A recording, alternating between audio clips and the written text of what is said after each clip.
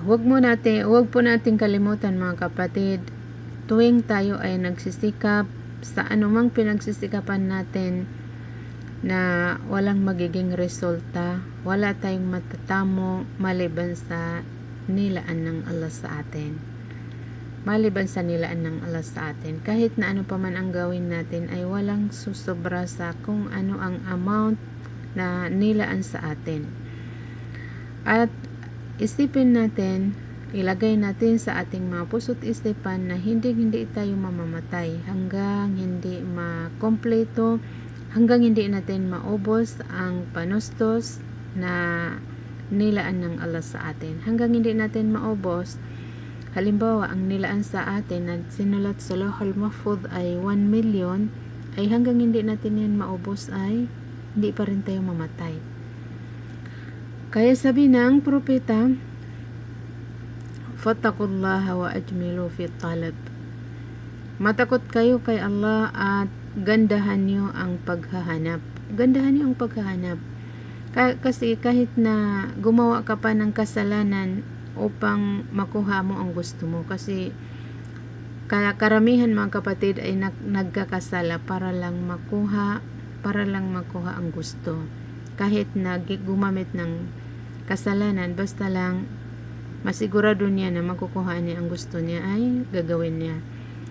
Kaya matakot tayo sa paghahanap at gandahan natin ang paghahanap dahil nakalaan na sa atin ang amount at nakalaan kung anong klase at nakalaan kung saan at nakalaan kung kailan. Sinabi ng Allah, wa ma min dabbatin fil ardi illa 'ala Allahi rizquha wa ya'lamu mustaqarraha wa mustawda'aha kullu fi kitabim mubin. Surat Hud verse 5. Walang may buhay dito sa lupa. Lahat ng may buhay dito sa lupa mga kapatid, tao man o jin o hayop o kahit anong may buhay, ay lahat yan nasa Allah ang kanyang tustos. Nandyan kay Allah ang kanyang budget. Walang may kaluluwa na hindi binadgetan ng Allah subhanahu wa ta'ala ng kanyang ikakabuhay. Kaya huwag masyado maabala sa paghahanap. Wa ya'lamu mustaqarraha, at alam ng Allah ang kinaroroonan ng rizki ng kanyang alipin. Wa mustawda'aha, at alam niya kung saan nakalagay na buniga. Kung buniga, kullu fi kitabim mubin, lahat po yan nakasulat sa Lauhul Mahfuz. Lahat yan nakasulat sa Lauhul Mahfuz. Na yun ang nangyayari pang araw-araw. Ang pagtawakkol ay yun ang katiyakan mga kapatid. Katiyakan ng paniniwala na tunay na ang rizki ng Allah, ang tustos ng Allah ay talagang darating sa'yo. Talagang darating yan sa'yo. Tiyakin mo lang na ang ibinadget ng Allah ay talagang darating sa'yo. Hindi makukuha ang rizki mga kapatid ng dahil sa pagsisikap ng nagsisikap. Hindi yan nakuha ng dahil sa pagsikap mo, kundi nakuha mo yan dahil nakalaan sa'yo. At hindi yan mawawala ng dahil sa tamad ang tao. Nawala yan o di kaya hindi nakuha ng tao dahil hindi nakalaan sa kanya. Yun po ang isipin natin at paniwalaan natin. Kung ano man ang hindi natin nakuha na gusto natin, ay hindi yan nawala sa atin ng dahil sa ayaw ng iba na makuha natin, kundi hindi nakalaan sa atin. Hindi rin ang dahilan ay dahil siniraan tayo ng sumira sa atin, kundi hindi nakalaan sa atin. Yun po ang ilagay natin sa puso't isipan natin. Gawin natin ang lahat ng kaya natin at huwag tayo masyado mag-abala. Kasi darating sa atin ang nakalaan sa atin. Walang makakahadlang kahit sino. At walang makakaiba sa nilaan ng Allah sa atin kahit sino. Wa may yattaqillaha yaj'alhu makhraja. Sino man ang matakot kay Allah ay bibigyan ng Allah ng paraan upang maabot na ang kaniyang ninanais. وَيَرْزُقْهُ مِنْ حَيْثُ لَا يَحْتَسِبْ, at bibigyan ng Allah ng rizki, tustos, na hindi na niya ini-expect, hindi na niya inaakala kung saan ba ito galing at paano ito umabot sa tao. وَمَنْ يَتَوَكَّلْ عَلَى اللَّهِ, sino man ang magtawakkal kay Allah, فَهُوَ حَسْبُهُ, ay sapat na ang Allah sa kanya. Inna Allaha balighu amrihi, sa katotohanan ay talagang gagawin ng Allah ang kanyang gusto. Gagawin ng Allah ang kanyang gusto. Qad ja'ala Allahu likulli shay'in qadra, tunay na ginawa ng Allah sa lahat ng bagay ang limitasyon. Lahat ng bagay, mga kapatid, ay may limitasyon. So ang point of view dito ay magtawakal tayo kay Allah at matakot kay Allah at gandahan ang paghahanap buhay. Huwag haluan ng bawal. Huwag haluan ng bawal kasi nalulugi lang ang tao na naghahanap buhay na hinahaluan niya ng bawal kasi hindi rin madagdagan ang budget mo. Hindi madagdagan ang budget mo at hindi mawawala ang budget mo. Gandahan mo lang ang paghahanap buhay mo. Iwasan ang mga bawal na paghahanap buhay. Tumungo kay Allah subhanahu wa ta'ala na nag-iisa dahil siya lamang ang kinaroroonan ng ating mga hinahangad at hinahanap.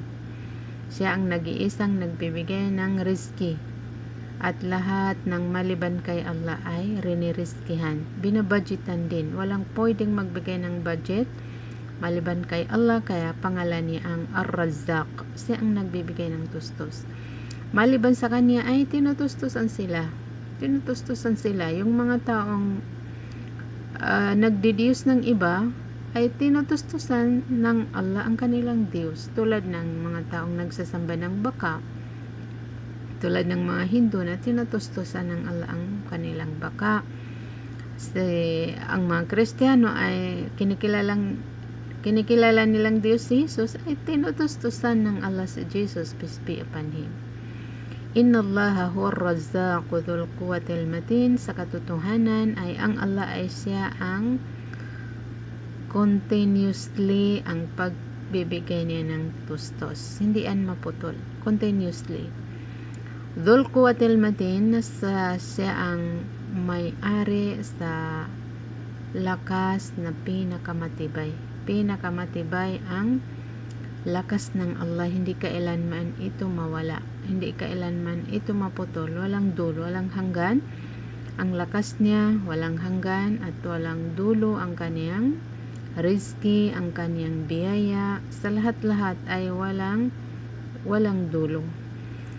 Kaya huwag po tayo matakot sa mga mayayaman na mahadlangan nila ang ating hanap buhay. Huwag tayong matakot sa sinuman na baka makuha nila ang para sa atin. Walang makakakuha sa ating budget, mga kapatid. Yun po ang tiyakin natin. Ang rizki natin, ang tustos ng Allah sa atin ay alam niya ang address natin. Alam niya ang address natin. Subalit hindi natin alam ang address niya. Hindi natin alam kung saan ba ang budget natin. Pero ang budget natin ay alam niya kung saan tayo. Kaya matakot tayo kay Allah at gandahan natin ang paghanap buhay. At wag po natin lahat wag po nating gawin na ang purpose lang natin, ang nakakapuno lang sa ating mga puso't isipan ay ang paghahanap buhay. Kasi mauubos ang oras natin sa kakaisip ng ikabubuhay natin. Alam naman natin na may budget tayo, hindi lang natin alam kung saan. Subalit hindi pwede na wala tayong budget, talagang may budget tayo, kaya huwag masyado mag-abala sa hanap buhay. Wama min dabbatin fil ardi illa 'ala Allahi rizquha, walang nabubuhay, walang may kaluluwa dito sa lupa maliban kundi naroon kay Allah ang kaniyang rizki. Alam ng Allah kung saan nakalagay at alam niya kung saan naroroon. Lahat-lahat yan nakalagay sa Lawhul Mahfuz na nakalaan. Sinabi ni Propeta Muhammad sallallahu alaihi wasallam, "Inna ar-ruhal amina nafatha fi raw'i annahu lan tamuta nafsun hatta tastawfiya rizqaha faajmilu fi talab." Akhrajahu al-Baihaqi. Ini-install ni Jibril alaihi salam sa aking kalooban, sabi ni Propeta Muhammad sallallahu alaihi wasallam, na katiyakan na hindi mamamatay ang tao. Hindi mamamatay ang tao hanggang hindi niya maubos ang kanyang rizki na nakalaan sa kanya. Tulad ng sabi natin kanina, never ka mamatay hanggang hindi mo maubos ang nilaan ng Allah sa iyo na panustos. Faajmilu fi talab, kaya gandahan niyo ang paghahanap, sabi ni Propeta Muhammad sallallahu alaihi wasallam. Huwag masyadong mag-abala at huwag ipuno sa puso't isipan ang hanap buhay na hindi mo na mapag-aralan ang kinabukasan mo sa kabilang buhay dahil naabala ka na sa hanap buhay. Yun po ang karamihan, mga kapatid. Walang space ang kabilang buhay sa kanyang isip. Lahat hanap buhay na hindi naman madagdagan yung nakalaan sa atin at hindi mabawasan. So tingnan niyo ang karamihan sa mga tao, maybe 80% ayun ang sitwasyon. Ang nakalagay lang sa kanyang isip ay paano makakuha ng pera. Yung may mga pera naman ay paano makakuha ng power. Ganyan na ang pinag-aagawan. So iilan lang ang mga taong ang pinagsisikapan nila ay paano lumakas ang kanyang pananampalataya, paano makapasok sa paraiso. Ilan lang ang mga taong ganyan na ang kanilang pinag-aabalahan ay paano ba lumakas ang kanilang pananampalataya, paano ba madagdagan ang kanilang kaalaman, tulad ng pag-aaral natin dito, mga kapatid, sa Islam. Napapansin natin na ito ay 30 minutes lang at saka weekly. So hindi tayo nakaka 50% sa nag-a-attend. Hindi tayo nakaabot ng 50% sa mga taong nakikinig. So ito ang surger natin upang lumakas ang ating mga pananampalataya. Tignan niyo ang kahalagahan ng oras natin ngayon.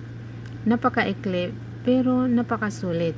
Kasi habang umuupo ka upang makinig ay ipinagdadasal ka ng mga anghel, nabiyayaan ka ng Allah at patawarin ka niya. Tapos ito ay pagpapasalamat kay Allah sa biyayang ibinigay niya sa atin na napakarami na hindi na natin mabilang. So habang nakikinig tayo ay higit pa sa nagdadasal tayo, napakarami ang kikitain natin. Subalit ang 50% sa atin, ipagpalagay natin na 50% ay hindi pa niya kayang makinig, diba? So hindi tayo nagkaka 50% sa mga tao na ang pinag-abalahan niya ay ang kabilang buhay niya.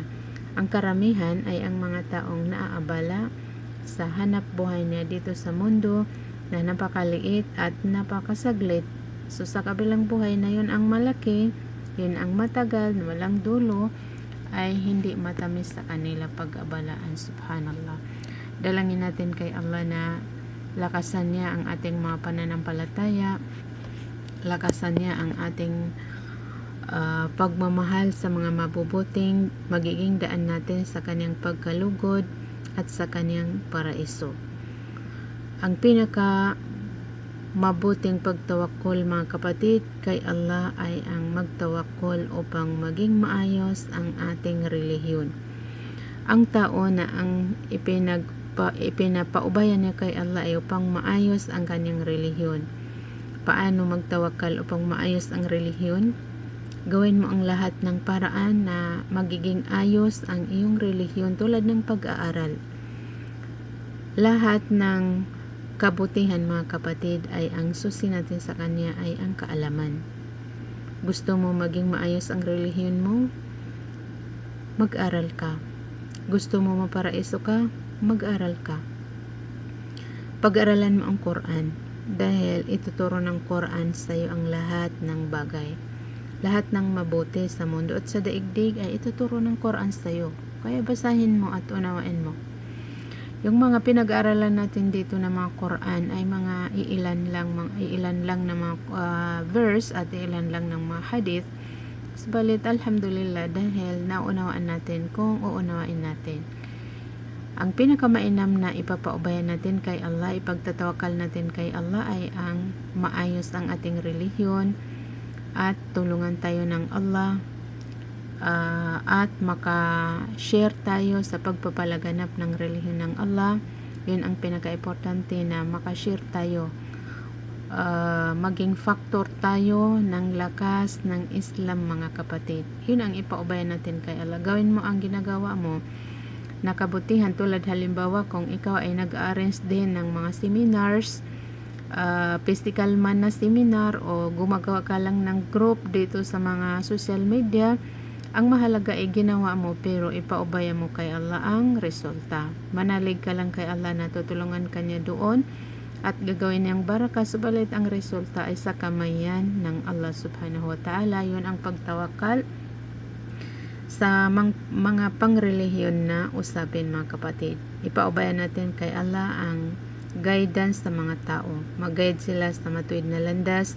Gawin lang natin ang kaya natin, tulad nito na ginagawa natin ito, baka sakali may mga taong mapatnubayan sa landas ng Allah at makapasok sa paraiso na mayroong tayong kinalaman. Ipaubayan natin yan kay Allah, mga kapatid sa Islam. Ipagdasal lang natin na mag-guide ang mga tao at manatili sila sa tamang landas hanggang sa kamatayan. Ang totoong mananampalataya ay na tapat sa kanyang ginagawa ay ginagawa niya ang lahat ng kaya niya, tapos ipinapaubayan niya kay Allah ang resulta at humihingi ng tulong habang ginagawa niya ang kanyang ginagawa. Allahu la ilaha illa huwa wa 'ala Allahi falyatawakkalul mu'minun. Ang Allah, walang totoong Diyos maliban sa Kanya, at kay Allah lamang dapat magtiwala, magtawakal ang mga mananampalataya. Ang Allah, mga kapatid, ay nagsisilos siya pag nakita niya ang puso ng kanyang alipin na maraming nakikipagsiksikan sa kanya. Ang gusto niya sana ay makita niya ang puso natin na siya lamang ang laman ng puso natin. Walang pinag-aabalaan ang puso natin kundi ang Allah. Tingnan niyo si Ibrahim alayhis salam. Lahat ng pinag-aabalaan niya ay ang katuwaan, kalugudan ng Allah. So noong ipinanganak si Ismail alayhis salam ay medyo naabala. Nagkaroon ng space ang kanyang puso sa kanyang anak. Nabawasan yung pag-focus niya kay Allah subhanahu wa ta'ala. So anong ginawa ng Allah sa kanya? Tinanggal ng Allah sa kanya. Sinubok niya si Propeta Ibrahim, peace be upon him, na ipinag-utos niya na katayin niya ang kanyang kaagaw sa kanyang puso na ang kanyang nag-iisang anak. So mahal pa rin ni Ibrahim ang Allah kaysa nag-iisang anak niya. Anong ginawa ni Ibrahim? Kinatay niya ang kanyang nag-iisang anak bilang alay kay Allah subhanahu wa ta'ala. Sabi ng Allah, ma asaba min musibatin illa biidhnillah wa may yu'min billahi yahdi qalbah wallahu bikulli syai'in alim. Walang nangyayaring musiba, masamang pangyayari. Walang nangyayari sa tao na hindi niya gusto, maliban sa kapahintulutan ng Allah. Ibig sabihin, pag may nangyaring masama sa atin ay nagpahintulot ang Allah. Wa may yu'min billah, sinuman ang maniwala kay Allah ay magaguide, mapapatnubayan ang kanyang puso. Kabilang sa paniniwala kay Allah, mga kapatid, na paniwalaan natin na lahat ng nangyayaring masama sa atin ay kapahintulutan ng Allah. Kaya sinuman ang maniwala kay Allah ay mapapatnubayan ang kanyang puso. Ibig sabihin, mahanap ng kanyang puso ang katotohanan. Wallahu bikulli syai'in alim. Ang Allah sa lahat ng bagay ay lubos na alam niya. Alam na alam ng Allah ang lahat ng bagay. So, maraming salamat sa inyong lahat. Biyayaan nawa kayo ng Allah at buksan niya sa atin lahat ang pinto ng kaalaman at pagpalain niya sa atin. Subhanakallahumma bihamdik, asyhadu an la ilaha illa anta, astaghfiruka wa atubu ilaik.